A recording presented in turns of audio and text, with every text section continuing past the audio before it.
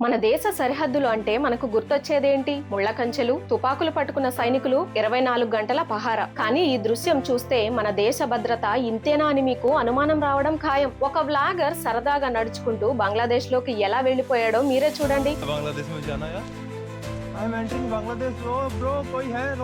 ఈ వీడియోలో కనిపిస్తున్న వ్లాగర్ మేఘాలయ బంగ్లాదేశ్ సరిహద్దుకు వెళ్లాడు. అక్కడ ఒక గేటు ఉంది, కానీ దానికి తాళం లేదు. చుట్టూ ఒక్క సైనికుడు కూడా లేడు. ఆశ్చర్యపోయిన అతను నవ్వుతూనే ఆ గేటు తీసుకుని ముందుకు నడుచుకుంటూ వెళ్లిపోయాడు. నన్ను ఆపండ్రా బాబు, నేను బంగ్లాదేశ్ లోకి వెళ్లిపోతున్నా, ఎవరు లేరా ఇక్కడ అంటూ తనే సెటైర్లు వేసుకున్నాడు.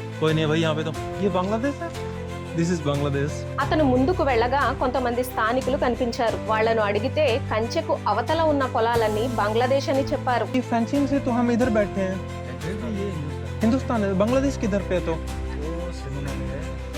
అంతేకాదు, అక్కడ ఉన్న ఒక వ్యక్తి చేతిలో ఉన్న కూల్ డ్రింక్ బాటిల్ తీసుకుని ఇది బంగ్లాదేశ్ దే కదా అని అడిగితే వాళ్ళు అవును, అక్కడి నుంచే ఇక్కడికి తెస్తారు అని చాలా సాధారణంగా చెప్పారు.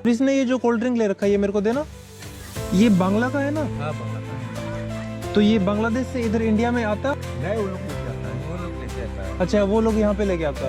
ఇక అసలు షాక్ ఏంటంటే ఆ బంగ్లాదేశ్ పొలాల్లో ఆడుకుంటున్న పిల్లలు సరదాగా ఇండియాలోకి వచ్చి ఆడుకోవడానికి వస్తారట. మిమ్మల్ని బిఎస్ఎఫ్ వాళ్ళు ఏమీ అనరా అని ఆ వ్లాగర్ అడిగితే వాళ్ళు ఏమీ అనరు అని నవ్వేశారు. आप लोग बांग्लादेश हो?